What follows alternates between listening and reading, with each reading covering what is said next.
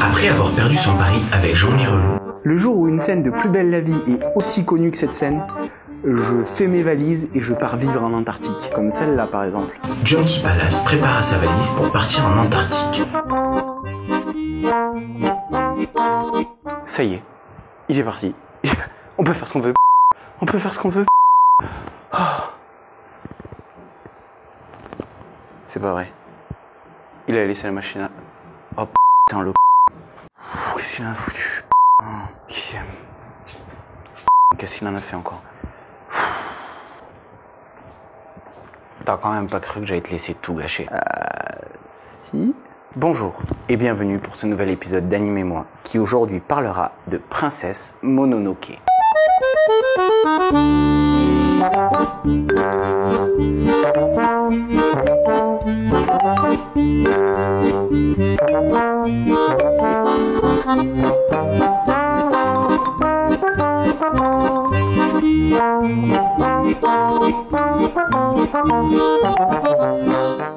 Après avoir comptabilisé les votes Twitter, Facebook, les commentaires YouTube, les messages sur Facebook, on arrive à un ratio de 45% pour Valse avec Bachir et 55% pour Princesse Mononoke. Avant de rentrer dans le vif du sujet, je tiens à préciser que je ne parlerai que de ce film et pas de l'œuvre entière de Miyazaki qui est gigantesque. Ce n'est pas par désir de simplicité, mais parce que je prévois un ou plusieurs épisodes spéciaux sur des réalisateurs et que je suis persuadé qu'à ce moment, vous voterez pour le génie de Miyazaki qui est considéré par beaucoup comme l'un des meilleurs cinéastes d'animation du monde. Avant toute chose, je tiens à vous préciser que je ne suis pas un grand fan de l'univers de Miyazaki. Mais je vais quand même essayer de vous expliquer pourquoi cet homme est un génie. J'ai choisi de vous parler de ce film de manière chronologique afin de vous montrer que tous les éléments de ce film se font écho. Princesse Mononoke est un film de Miyazaki sorti en 97 au Japon et en 2000 en France. Pour vous placer dans le contexte, à l'époque, les jeunes se déhanchaient sur ça.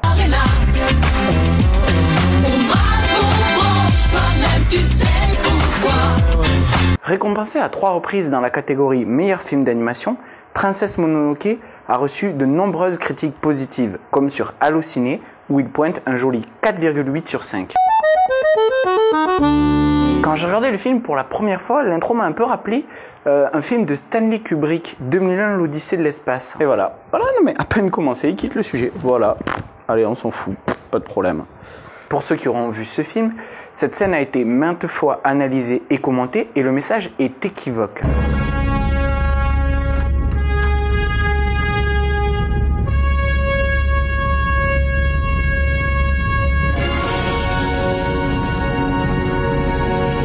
L'homme, en évoluant, a renié sa place dans la nature et a donné de plus en plus de place à la guerre.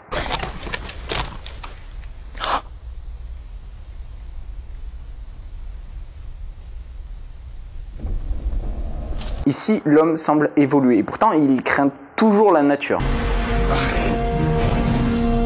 Et au final, il est toujours en guerre parce qu'il est là, posté, à observer et à attendre une attaque de ses semblables ou de la nature. Il la craint. Enfin, il craint le démon qui en sort.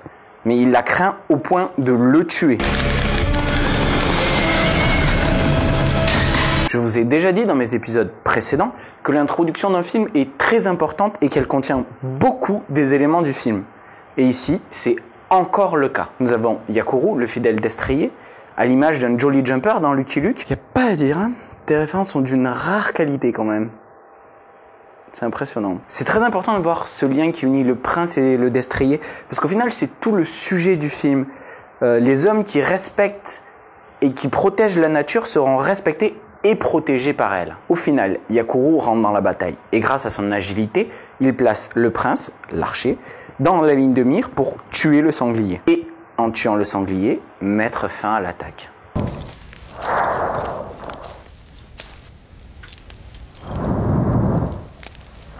Ce plan m'a fait rire, j'ai de suite pensé à ça. Ces deux films n'ont aucun rapport. À l'inverse des hommes de l'âge de pierre, les Emishi vivent en communion avec la nature, dans un respect mutuel. Ce qui est intéressant, par contre, c'est que dès le début du film, on entre dans le champ lexical de la magie. Le prince se fait frapper par une malédiction suite à la prédiction d'une chamane. champ lexical de la magie. Je suis pas un spécialiste du Japon ni de la culture japonaise, mais de ce que je sais, de ce que l'on m'a dit et de ce que m'ont appris mes recherches, les dieux, les esprits, les démons, tout ça c'est omniprésent dans leur culture. Ces croyances sont très... Et voilà, ils deviennent condescendants. Absolument pas. Donc, ces croyances, parce que c'est de ça dont il s'agit, sont très importantes dans la culture japonaise. Pour prendre un exemple concret, une fois par an, les enfants en bas âge sont emmenés sur la place publique où un prêtre leur crie « Nogota » au visage jusqu'à ce qu'ils pleurent.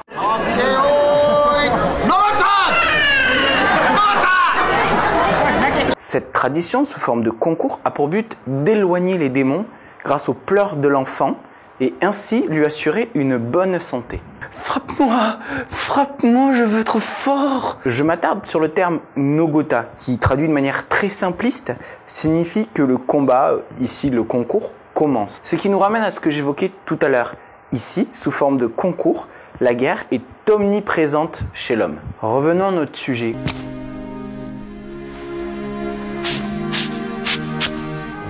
Le prince doit renoncer à son chamenon. C'est le nom propre de cette coiffure en forme de chignon. Pour vous placer dans le contexte, au Japon, à l'époque, et en Asie de manière générale, les samouraïs se devaient d'être reconnaissables. Et cela passait par plusieurs traits de leurs caractéristiques physiques, de leur apparence. Et l'un de ces critères, c'était le chamenon, cette coiffure en 3 parties qui se finissait par un chignon. C'est pour ça que lorsqu'un samouraï était banni ou démis de ses fonctions, il devait couper son chamenon. Ainsi, tout le monde pouvait savoir qu'il n'était plus samouraï et il ne pouvait plus prétendre l'être. Il devenait donc un ronin, c'est le nom qu'on donne à ces samouraïs déchus.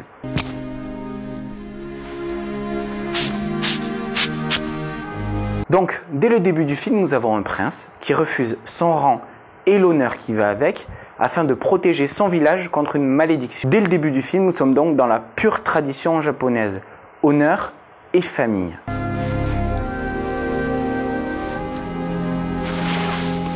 Après nous être longuement attardés sur l'introduction, intéressons-nous à l'histoire. Un prince d'un village éloigné de la civilisation fuit son village afin de fuir une malédiction. Et afin de l'éloigner le plus possible, il va s'efforcer de penser positivement et d'agir pour la paix.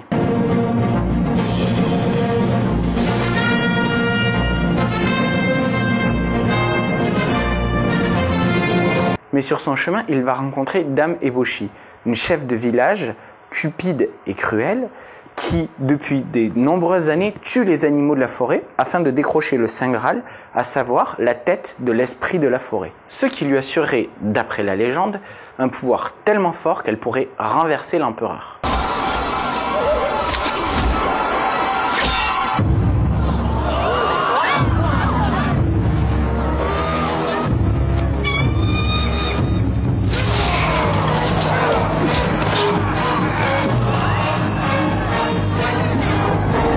Et il va rencontrer son strict opposé, à savoir Princesse Mononoke, qui n'a qu'une obsession, sauver son peuple, celui des animaux, en tuant Dame Eboshi, ce qui, d'après elle, mettrait fin à la guerre, ne songeant évidemment pas à une énième vengeance de la part des hommes. Quel travail de ne céder ni à la colère, ni à la haine, et pourtant notre prince va s'efforcer dans ce sens afin de mettre fin à la guerre. Alors je sais, j'ai très rapidement parlé de l'histoire, pour me concentrer plus sur le message. Parce que c'est tout à fait subjectif, mais moi le message m'a beaucoup plus touché que l'histoire, et c'est de ça dont je vous parlerai. Dans mes précédents épisodes, je vous ai déjà parlé des messages, mais c'était des messages simples comme croire en ses rêves. Ici on a d'autres messages bien plus importants d'après moi. Le premier, l'omniprésence de la magie. Alors je sais, nous sommes dans un film fantastique, c'est normal que la magie existe, mais il est important de se rappeler qu'à cette époque, au XVIe siècle, c'était quelque chose d'omniprésent, quelque chose de réel pour les Japonais. Ben ouais, normal, t'es tranquille avec tes potes en train de te payer les services d'une pute, et puis voilà, t'as un facochère ensorcelé qui vient et qui défonce le bordel. Normal. Merci de bousiller toutes mes transitions, c'est sympa. Ce que je veux dire, c'est que les démons, les esprits ont toujours une place très importante dans la culture asiatique. Et Miyazaki leur a donné forme. Lors du voyage d'Ashitaka, la magie l'accompagne toujours. Et lorsqu'il tire une flèche, sa puissance est irréaliste. Et pourtant, elle nous semble normale, parce que depuis le début, on a associé la magie comme réelle, et donc sa puissance est normale. Non, pitié! Arrêtez! Et une fois encore, la croyance prend place, parce que les soldats qui étaient en train de massacrer les paysans se rendent compte de cette puissance et l'associent directement au démon. Je vous fais souvent la liste des phrases que j'ai adorées dans un film. Mais dans Princesse Mononoke, je vais être obligé d'en citer plusieurs. Et on commence tout de suite avec celle-ci. Tu dis que tu es victime d'un maléfice. C'est ce monde qui est maléfique. Voilà.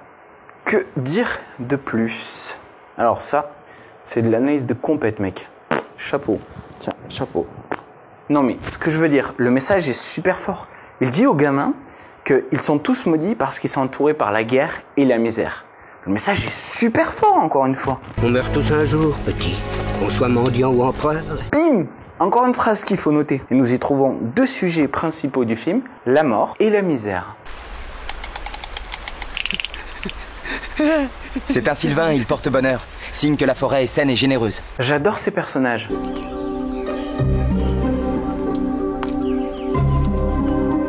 Il mène le prince jusqu'au village et démontre à quel point les craintes des hommes sont irrationnelles. Le soldat blessé a peur de ces êtres qui pourtant le ramènent chez lui afin qu'il puisse être soigné. On est sur du paradoxe costaud là quand même, hein, parce qu'il n'existe personne qui ait l'air bien intentionné et qui ne le soit pas peut-être. Diantre, que tu as raison Jean-Mi. Mais nous y reviendrons plus tard. Rendons-nous d'ailleurs chez l'une d'entre elles, Dame Eboshi. Mais pour cela, nos protagonistes doivent traverser la forêt. Si jamais, depuis le début, vous avez loupé un message et que vous n'avez pas compris que les esprits sont source de motivation dans ce film, ici vous en avez un parfait exemple. Le Sylvain, en portant assistance à l'un de ses semblables, remotive le prince à porter l'homme blessé jusqu'au village. Je ne suis plus à une divagation près, donc je vous montre ce plan.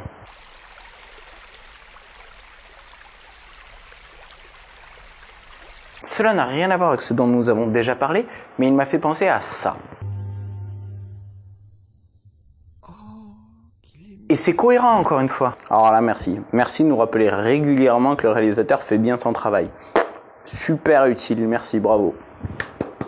Mais pas n'importe quel réalisateur, Miyazaki. Et il fait très bien son travail, voire trop bien. Ce plan rend la nature majestueuse. Et de fait, quand Dame Eboshi voudra s'en prendre à elle, on souhaitera la protéger. Non mais voilà aussi, toujours à dire que putain, les gens qui veulent détruire la nature et tuer, c'est des méchants. C'est de la discrimination, merde. Tuer c'est bien, tuer c'est fun.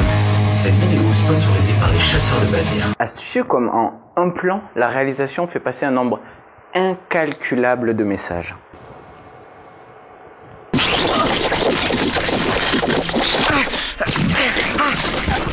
Mais Miyazaki est loin d'être un débutant. Il sait que si le spectateur reçoit trop d'informations d'un coup, le spectateur perd le fil.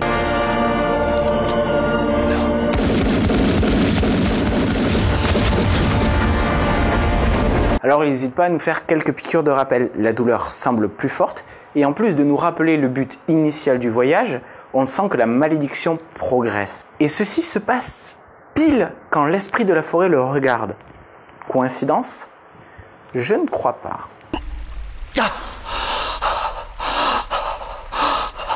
L'emprise du démon progresse. Ah bon? Vous voyez, c'est tellement efficace que même moi je me suis mis à y croire et à prendre ses croyances pour des faits réels. Visiblement, c'est l'esprit de la forêt qui réanime le démon en lui. Vous avez pas entendu? Koroku revient du pays des morts. Il est très fréquent que dans les films on parle de lieux hantés, maudits dont on ne revient jamais. Mais là, c'est encore plus fort, puisque depuis le début on accorde une place toute particulière aux esprits et aux démons. Et une place toute particulière à la mort, puisque au début du film, on considère le prince comme condamné. Mais si vous le permettez, revenons un peu en arrière.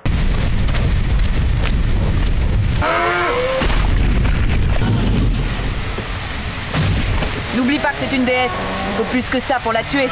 Une fois encore, nous avons cette croyance liée aux dieux et à la mort. Les humains semblent aimer les esprits autant que les craindre. Et nous avons les prémices de cette guerre que va mener Dame Eboshi contre les esprits et les dieux. Je suis toujours impressionné par la qualité de tes transitions. C'est incroyable. Merci de bousiller mon travail pour amener le sujet. C'est sympa, Merci.